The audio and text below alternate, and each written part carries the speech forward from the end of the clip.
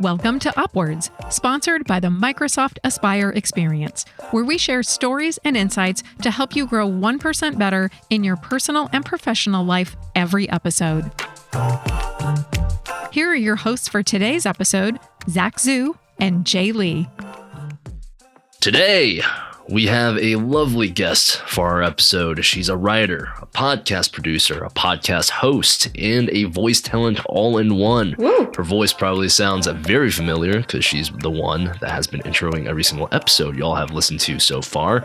And it is my distinct pleasure to introduce the myth, the legend, Nicole Christie. Welcome to the show, Nicole. Thank you very much for having me. I am honored to be here.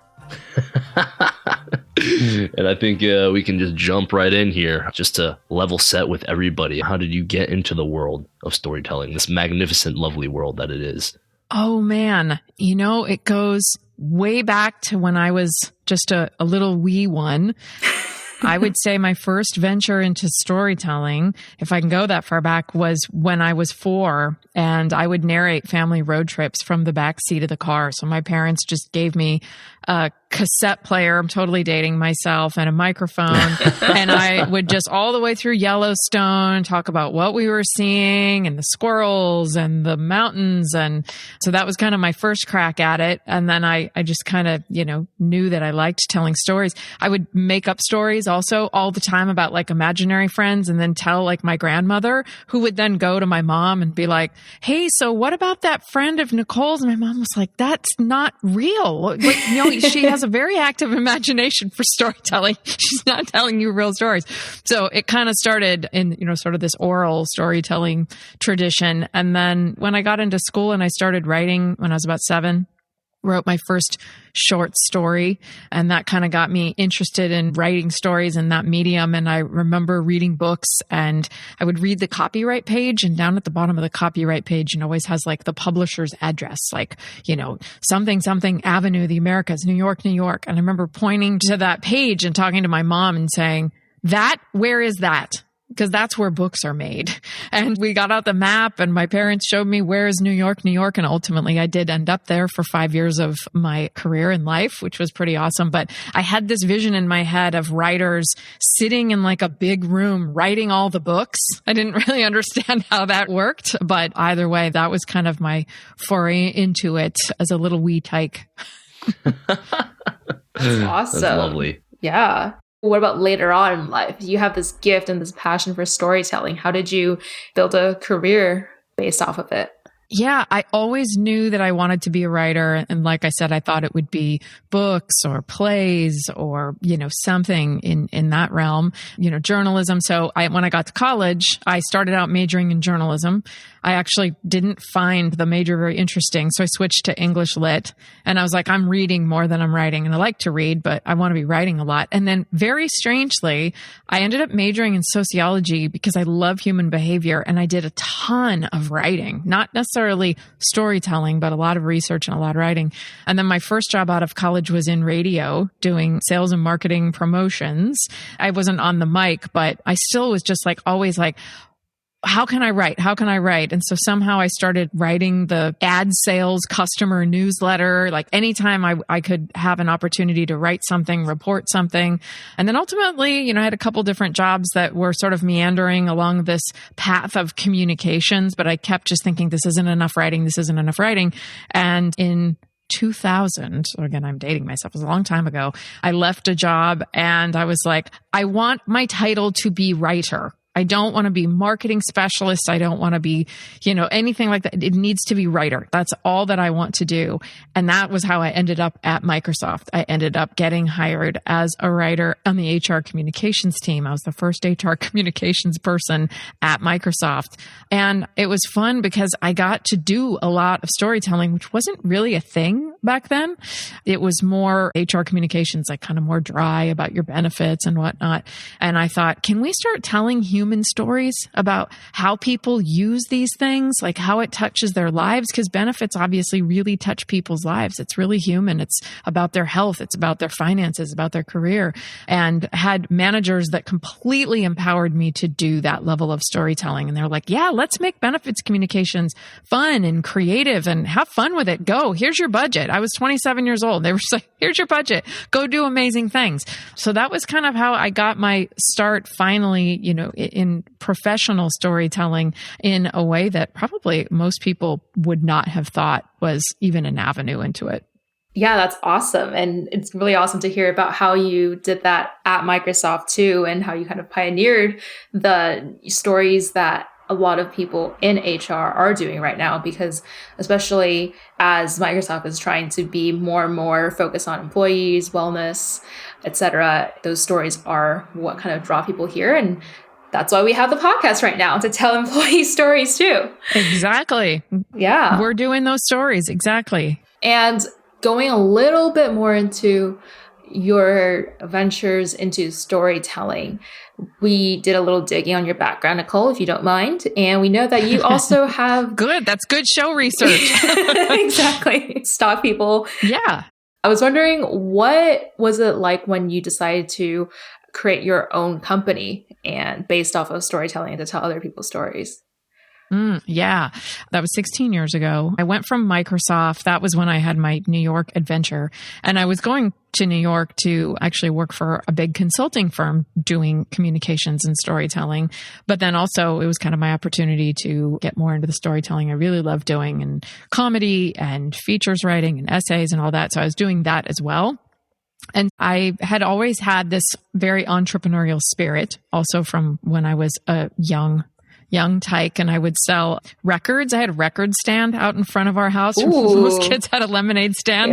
Yeah. I had 45 singles, vinyl from the 80s. And my dad was in sales, and so he had a lot of merchandising. And instead of like a lemonade stand, we set up a stand and I would sell Cheap Trick records in the 80s. So I had this entrepreneurial spirit, and I knew that I wanted to go out and do communications and storytelling on my own. The job that I went to New York for, I was working for one of the big human resource consulting firms in their communications practice. I didn't realize that while Microsoft really taught me to do the work, Microsoft, the experience that I had in my first lifetime, I just finished my second lifetime at Microsoft, but that taught me like how to do it, how to tell stories, how to do communications, how to think through communication strategy and develop that. The consulting firm really taught me to scope and price the work. And that wasn't really intentional. It was just an awesome job that took me out to New York. But I was sitting in that office one day and I was like, oh, wow, this was the last piece of the puzzle to go out on my own and really do this. So I wanted to work for myself. I wanted to have clients and be able to replicate the processes that I had been doing in my career. And I still didn't see, in being a consultant, I still didn't see a lot of that human storytelling or that even fun aspect. It was an HR firm. So it was a lot of that benefits consulting or pension consulting, those communications that were super dry. So I thought, you know what? I think that I can bring what I did at Microsoft and scale it to lots of clients all around the country. It ended up being all around the world also. And the consulting job was really the last piece of that puzzle. So I took the leap and paid part of my sign-on bonus to get out of that job. And I did that for 12 years. Dang, that's super cool. Is that what you're back doing now?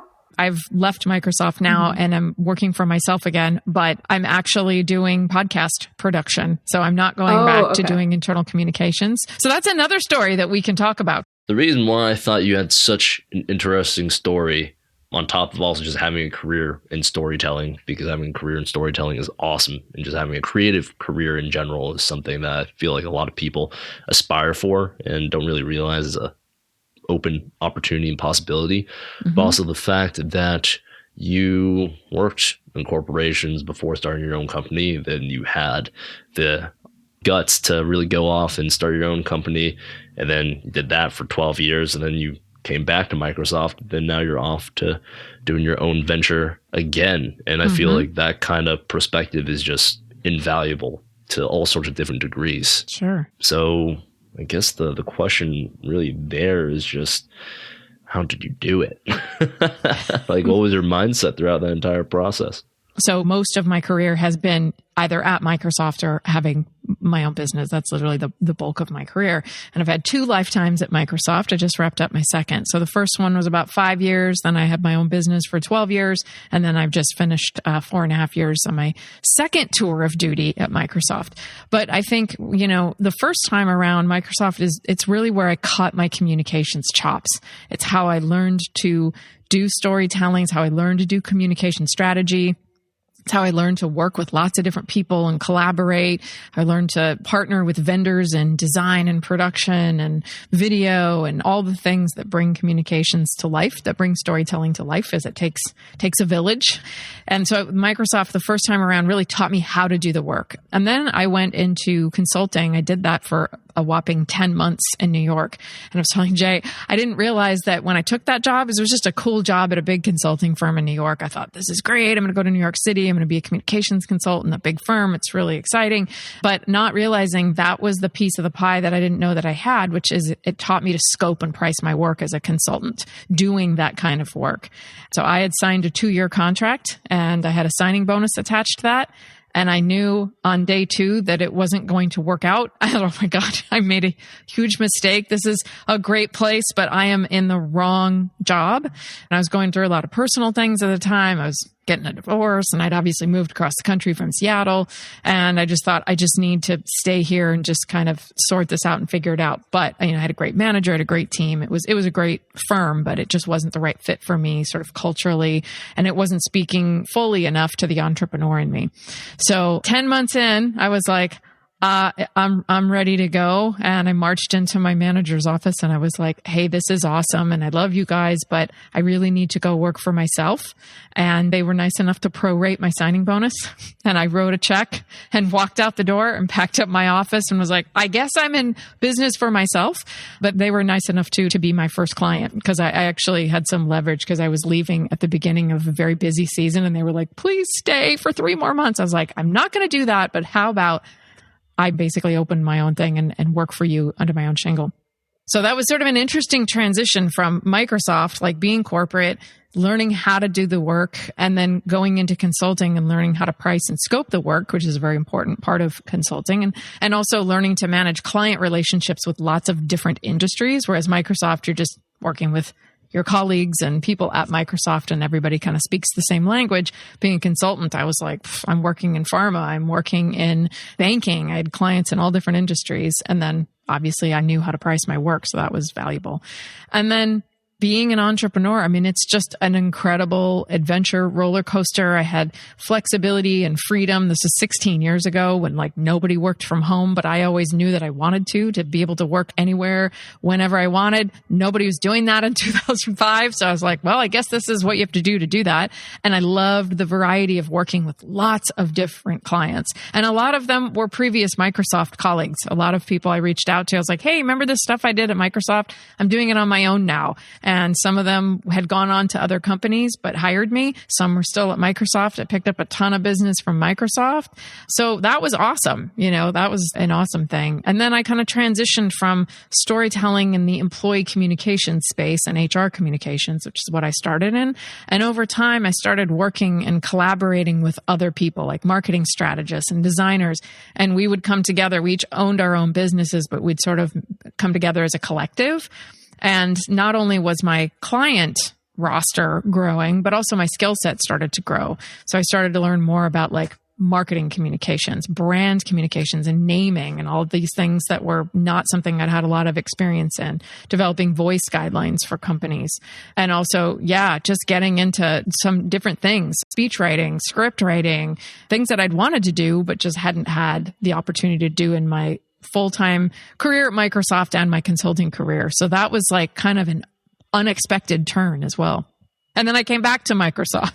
So it sounds like you were having a fantastic time doing your own thing, being a pioneer in the work from home space before anyone knew about it. So what made you decide to come back and do more communications at Microsoft? I was 12 years into having my own business. And to be honest, I was super burning out. And I wasn't sure. I was like, why am I burning out? Is it that I don't love the work anymore? Is it that I don't love running a business anymore? And it was kind of a little bit of both. But what I knew is that I wanted to learn something different in the communication space. So I definitely was starting to just sort of feel like the internal comms, HR comms, brand comms, it was just starting to feel like rinse and repeat. I'm like, I can bat this out of the park every single time for clients, but it's not challenging me anymore. And I really want to be challenged and learn to do something different. So I had not worked with Microsoft as a client for 6 years. This was January 2017. And so I hadn't been on campus since Satya had taken over as CEO. And I came back to campus and was actually working with one of my former colleagues from 17 years prior. And I said to him, is it just me, or is this culture change thing super palpable? Like, I can feel the difference. I literally haven't been on campus in 6 years. And he's like, Nicole, you have no idea. It's so incredible what has happened and the transformation that we've been through. It is real. This is not something you're reading about in the news. This is actually happening. And Satya is incredible. And I walked out to my car after that meeting and I texted my husband and I said, I want my old job back, but up leveled at 3 times the pay. And 5 months later, that is exactly what I got. Casual ask. Yeah. I was like, put it out in the universe. You have no idea what you might manifest. But I literally was working, with one of my old colleagues. So in HR comms, and I just felt like, I want to be in this space again. I want to be with these people doing this work in this culture that is changing in such incredible ways. And I just felt this reinvigoration for employee comms and HR comms. So yeah, I came back, but along that, it was like, well, this is something, again, I know how to do this work. This is what I learned to do here many years before, but I still was of this mindset of like, okay, growth mindset. This is a place where you can come and fail, try new things, fail. It's okay. The leadership here, managers encourage that. And I knew, like, as a consultant, you can't really fail. You can't ask people to spend a bunch of money on your rate and then be like, hey, I'm just going to try something out if that's okay. Like, they're not game for it. But Microsoft is like, try new things, stretch in new directions, explore passions. And this has definitely given me the opportunity to do that in ways that I didn't expect. So what did you try out? What did you try out that was new that you didn't expect? I'd been back at Microsoft for about 2 years. And I was in a team meeting and one of my colleagues was like, hey, so I'm working with the Microsoft 365 team to develop a webinar series. It's kind of like a talk show.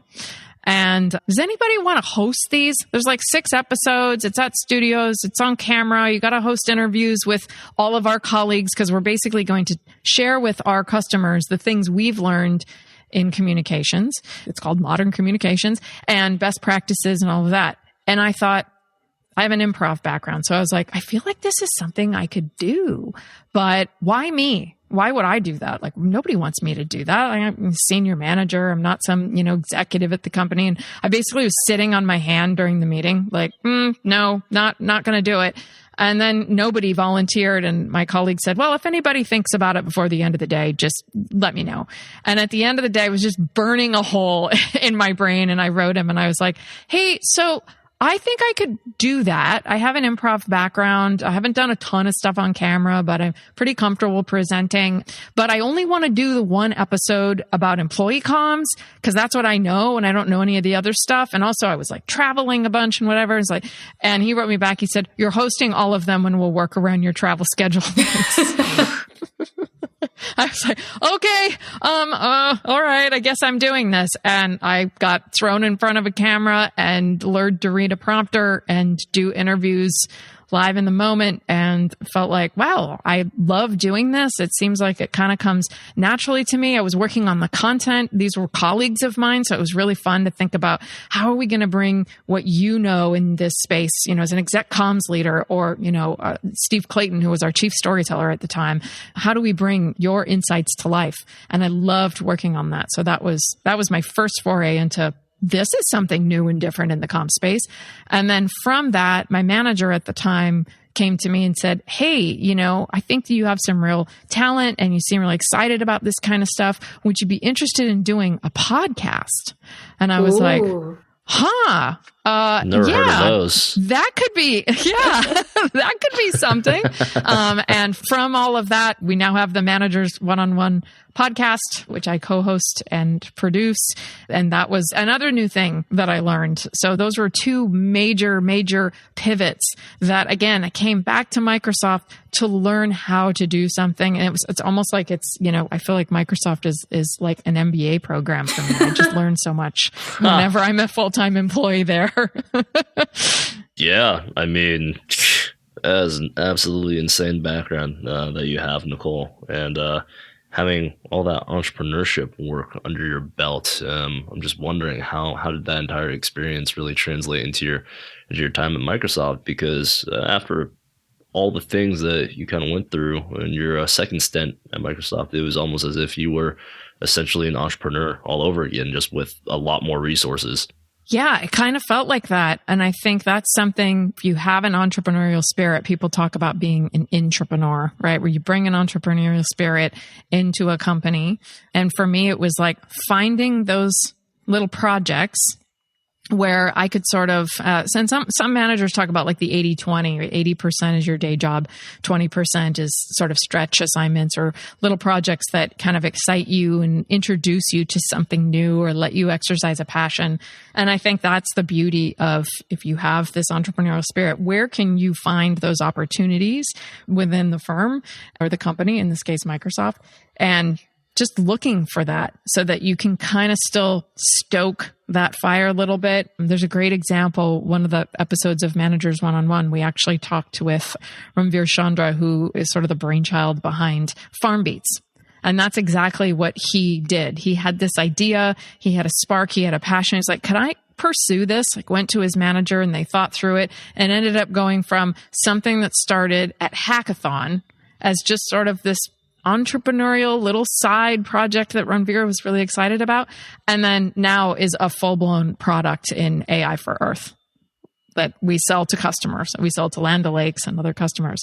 So looking for those opportunities, Hackathon is a great way to bring those to life at Microsoft. So that's another thing I would recommend for people. But just, just keeping your eyes open and finding opportunities where you can build something on your own. Obviously, there usually has to be a business need for it. There was a business need for the Managers One-on-One podcast and for Farm Beats.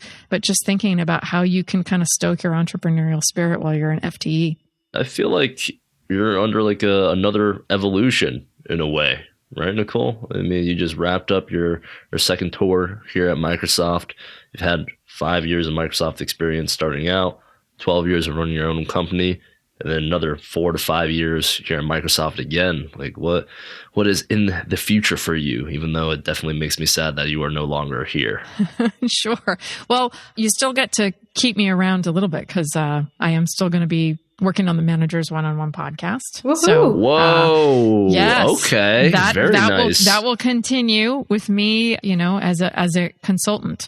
So yeah, I mean, this space that I learned about at Microsoft in the podcast space, podcast production and hosting and a little bit of voice talent, you guys will just, like that. But yeah, I mean, that's a new venture that I'm going back on my own to pursue. And the way I think of it is that, and I actually thought of this in my first lifetime at Microsoft too, is it's just a different way for me to serve the company. Like, I'm always grateful to Microsoft for what I have learned here. It's given me so much. I mean, I wouldn't be where I am in my career at all without the company. So I will continue to be working, as a comms consultant on podcasting, probably a little storytelling and internal comms there too. So that's the new venture. That's super cool. Yeah. So Nicole, you've kind of come back to corporate twice now. And each time, obviously there was like business, personal motivation behind that. But I was wondering, there's tons of people out there that may be doing their own business or maybe part of a smaller business and are thinking about coming to something that is the monolith of Microsoft or other large companies out there. And some part of them, when they do that, is probably they're a bit guilty. It weighs on their conscience that they're giving up being that entrepreneur and just coming in for the corporate background, for the cushiness, etc. So I was wondering if you have any advice for those types of people on why they should take that leap and go into corporate. I think the best reason to do it is because you are stagnant in your entrepreneurial venture.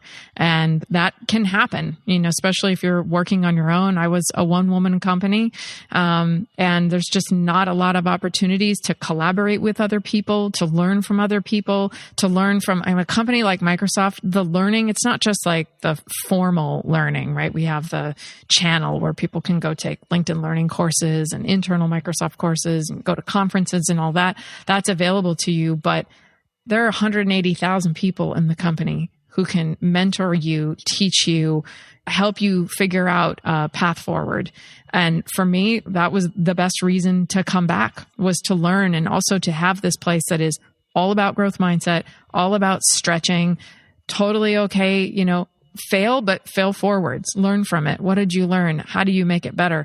And you also just have an opportunity to make a very big impact at scale. I mean, you can't go anywhere else. I'm going to say I don't know, you can go any other company and have this kind of impact. So you get to see your contribution come to life in this really amazing way. I've told people who maybe don't know a lot about the business at Microsoft, I've shared with them like, hey, this is a company that pretty much every person, when we say like every person, every organization on the planet, right? Literally almost every person and organization on the planet is a customer of this company. So whatever you're doing, it's going to touch so many people. I mean, that to me is the reason to come back, because you want that impact. You want to learn, you want to grow. There just aren't many places where you can come back and do it. I realize that was specific to Microsoft, but that could be true for, corporate in general. So listeners, take your company and enter it into this space. Yes, exactly. Yeah, you're a lifelong learner, Nicole. And trying just with like the vast experience that you've had, I was wondering for each different section, seems like you have 3 separate sections right now. What would you say would be the most impactful lesson that you've learned from your time at Microsoft, your time doing your own thing, and then your time at Microsoft again? The first time around was that you can do real emotional human storytelling, even in a topic that some people would consider fairly dry around HR communications. Although I see that as human resources, it's human. Hello. It's like part of the word, but you can do that and reach people and make a difference. We sort of were breaking what was a traditional corporate it wasn't even a storytelling, a corporate communications model at that time. And it's exciting to see that being more broadly applied across the whole industry, not even just at Microsoft, but communicators all around the world in different industries. So that was the first thing. Like, this is a thing we can really do. We can be very human and use sort of journalistic techniques, if you will, or traditional story arcs to land our messages. It doesn't have to be some dry email. From working for myself, I think the biggest lesson I took away was the importance of wearing all the hats especially when you first own a business. So you're doing business development, you're doing the work, you're billing for the work, you're doing all of the legal stuff, you're doing all your own HR and figuring out which benefits you need and where to buy that plan and getting, wow. It's a lot, right? So it's literally everything. And, I think ultimately at some point, I actually never ended up outsourcing any of that stuff. I was doing my own bookkeeping. I had an accountant, but at some point you scale your business and ideally you outsource some of that stuff, but it's always good to at least have done it for a while and understand it. It's something that a lot of CEOs don't have the luxury of doing. And I didn't think of myself as a CEO, but if you think about someone like Satya, he's talked about, I have all these great leaders under me. They do things that I don't know how to do. You can't know finance. You can't know always what your CFO is doing, what your product leads are doing, what your, chief legal officer, if you have that, what they're doing. But when you run your own business and you're a company of one, you get to do all of that. And then when people come and work for you, you understand what it takes to do their job.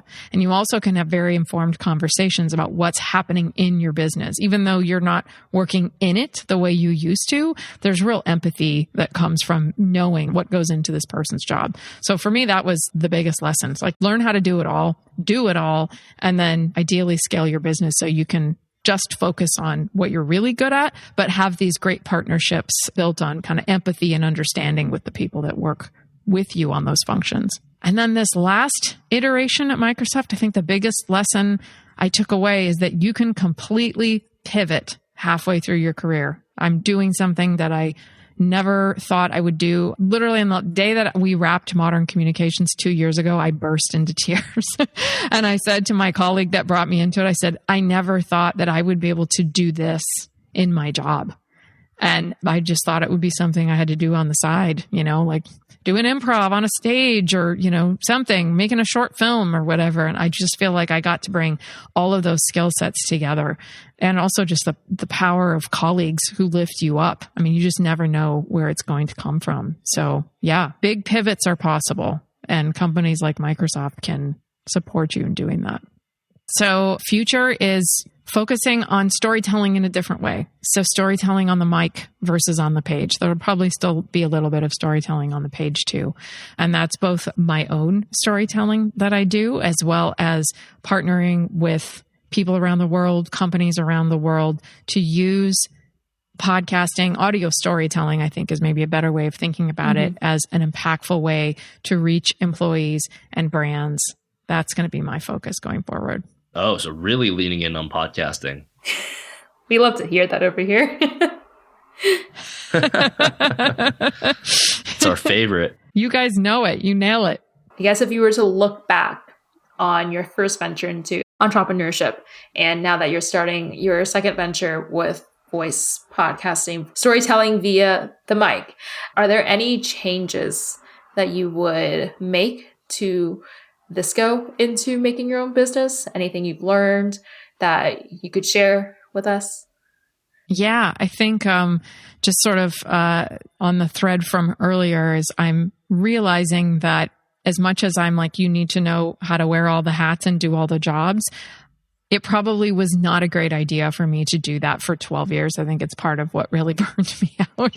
And I kind of got to that point when I came back to Microsoft after those 12 years. I was also at a point too where I was like, okay, I either need to stay in this and scale it and really become like the CEO and work on the business more than I work in it, or I need to go learn to do something else. And I kind of like was like, what do I want to do? Do I want to learn and grow personally, or do I want to grow this business as it is?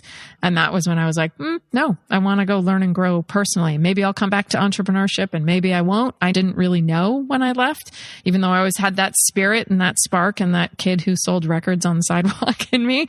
Yeah, I would say, this time around, probably would do a better job of like knowing that at some point I have to back out of that and I have to ask for help and support and plan for that so that I can have that support. That's probably, one of the biggest things. And I think every entrepreneur crosses this path also is like knowing your worth and your value. And I don't think I did a very good job of that, just in terms of being able to pitch to clients and know what I brought to the table. So doing a better job of that too. I see. Yeah, one of the biggest things I admire about you, Nicole, and your entire experience is just your decision-making prowess as to what you want to do or how you're feeling. I was wondering if you could kind of take our early in career listeners through your thought process on decision-making as a whole, because, at least all the people that I'm colleagues with, we have no idea what we're doing with our lives. You have lots of time, but I will tell you there are two things that come to mind immediately. I think one thing I wish someone had told me when I was early in career is not to just think about what you love to do and what you're good at, right? Because that's an intersection of like, I'm passionate about this and I'm good at it. It kind of comes naturally to me. Those are, I think, things that everybody should look to do. But also, what is your personality? So sometimes, it's like, oh, I'm a great writer and, I'm good at storytelling and communications. And the immediate thing people think is, so you should be the head of communications for a company, right? You should go on this super vertical path and be really ambitious and get this hard charging career. It took me a while to realize, oh, wait, I don't really have the personality for that. I'm better suited. I'm better cut out to work for myself. I am definitely an outgoing person, but I'm a pretty introverted person and a very independent worker. So those were things that I was like, wow, I maybe would have done things differently early on had I known that. So that's one piece of it. And the other one is, it's kind of along the same lines, but it's know the game that you're playing and make sure that you're playing the right game. And corporate is a very different game from being an entrepreneur. So a lot of people, when I started the venture I'm going into now, as well as 16 years ago, a lot of people who had really great, awesome, powerful corporate careers were like, I could never do that. I could never deal with the volatility. I couldn't stand not, contributing to my 401k at a certain level, and that was like important information for them to have. Like that's good to know. I don't want to hustle for the work. I don't want to go sing for every penny that I earn. That just makes me want to collapse. I can't think about doing that.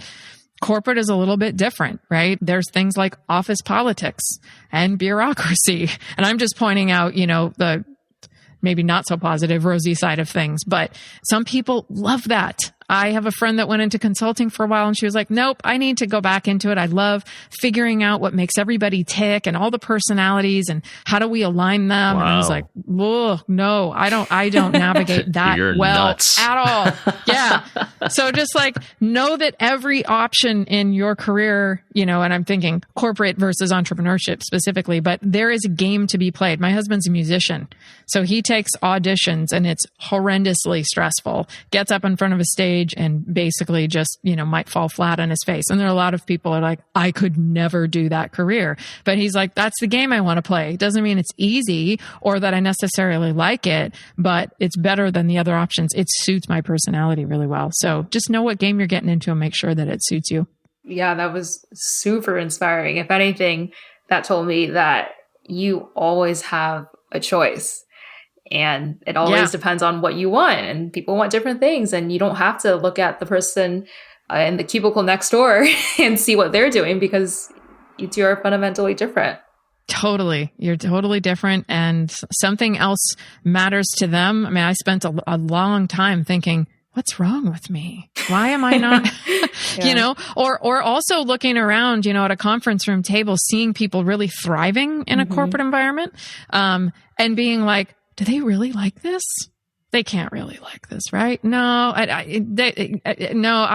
everybody doesn't like that. And there's something wrong with me because I'm having trouble stepping up. And then I found out, oh no, they love this. They're like, I love this is great. Like whatever aspect of it is. Some people love collaborating. Other people like to work independently. That would be more me. So in a very collaborative environment, I maybe don't come off in the right way, which is not, and for a long time, I thought, what's wrong with me? There's something wrong with me. It's like, well, there's nothing wrong. You're just in the wrong game. Yeah, that's some phenomenal advice, Nicole. And it always comes back to that same exact mantra of don't compare yourself to others. That everybody's so terrible. It's the thief of joy. At hearing of it, right? Yes, the thief of joy comparison. Yeah, don't do it. Don't look at social media.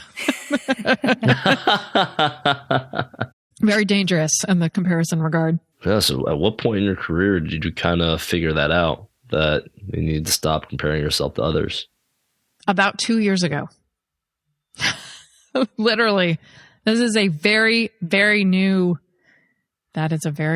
insight for me, which is why I'm pleased to share it with folks who are early in career, because had I known that a long time ago, maybe I would have approached something differently. I don't have any regrets at all about my path, but it was just something like, man, if I had just known that early on, it would have made a difference, I think. I just want to seek some more clarity on that, because I feel like entrepreneurship is pretty much like the quintessential embodiment of not comparing yourself to others, but you figured out that concept during your time at Microsoft. Like, how'd that trigger for you, and how were you an entrepreneur while also comparing yourself? Yeah. I mean, I think it was just going back to Microsoft. And you know what? It was interesting. I was comparing my second lifetime at the company to my first a lot. So not so much comparing me to others. I see. And it was probably, partly because I was in the same field. I was doing HR communications again, just at a different level and with different stakeholders and a different subject area. But I think I was doing that analysis myself and being like, man, why does it feel different to me? And it was a couple of things. One was I was much more junior at 27 than I was at 45. I was like, oh, right, you had a very different job. And I think because of that, because of, the level I was at, also the managers that I had at the time, they kind of let me run my own business back in my first lifetime at Microsoft. They were like, here's your budget. We trust you to make decisions. Let us know if you need anything. Go. And I was obviously higher up in the company at a different level, operating at a different level that, I walked out of the corporate world at 32 and I didn't pick up any of those soft skills that you need when you get to like a senior leadership level or senior management level, I should say. And that was when I was like, what's going on here? And I thought like, am I in the wrong job? What's the problem? Do I need a new role at Microsoft? And that was when I realized, oh, right. There are those kind of soft skills that you pick up along the way. And there's a reason that I walked away from that.